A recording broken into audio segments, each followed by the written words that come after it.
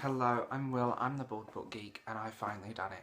I read the Game of Thrones from the first book to the current last book in the series, although there's probably going to be another book if he ever finishes it. It's funny, I read those books, tried to read them years ago when the series first came out, and before then, because I know a lot of people that love them, and I could not get into them. I found them flat, I found them dry. And now I sat down and I forced myself to read it. I still find the first book the weakest overall. But I'm surprised that actually as they go on, they get better. The writing, he's a good writer. Although he will probably, to be blunt about it, he probably will never finish the series. Which is a shame. What I will say is,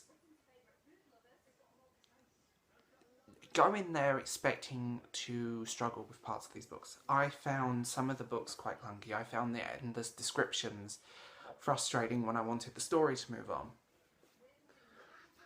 I have a cold, by the way. I have a touch of a cold or hay fever or something, so I'm sniffling. But yeah, I went in there and I sat down and I forced myself to read them.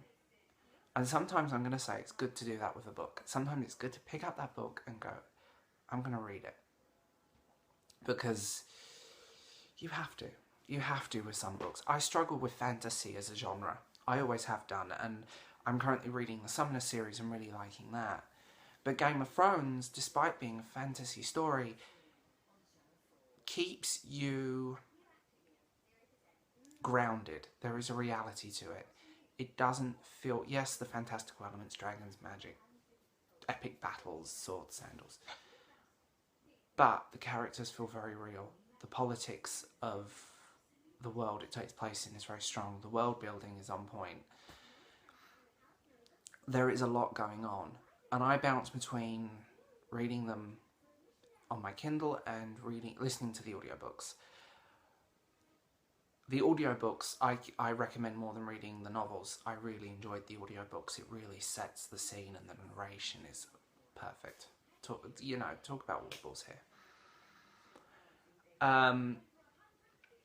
What I will say is they are flawed.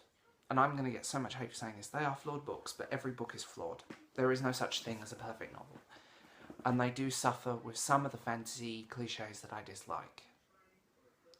But I would say 95% of the time I was pulled in and enjoyed reading them, and I'm going to visit more of his writing because I was very unaware, other than Game of Thrones, because of the TV show, I was very unaware of George R. R. Martin's work, to be blunt about it. So I'm definitely going to be going back and revisiting a lot of his. Would I recommend them? Yes. I'd recommend them. I wouldn't recommend them as your first fantasy novel, because there's a lot going on.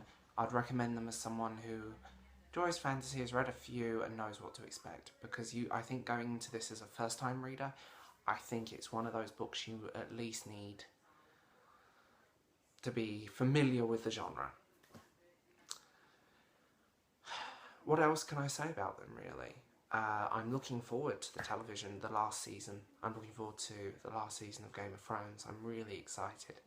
Me and my better half are watching that. And I'm just excited. And I do wonder if we will ever get that next book. That's my big thing. I do wonder if we will ever truly get that last book. I wonder if George R. R. Martin will ever finish the series, for the simple reason he doesn't like finishing things, and you can see that in his past bibliographies, his past novels, you can see these unfinished series. So yes, I'm the Bald Book Geek. As always, all of my links are down below in the description. You can find me on Facebook, Twitter, Instagram, Tumblr, WordPress, you name it. I'm on Patreon if you guys are interested. Please give this video a big thumbs up.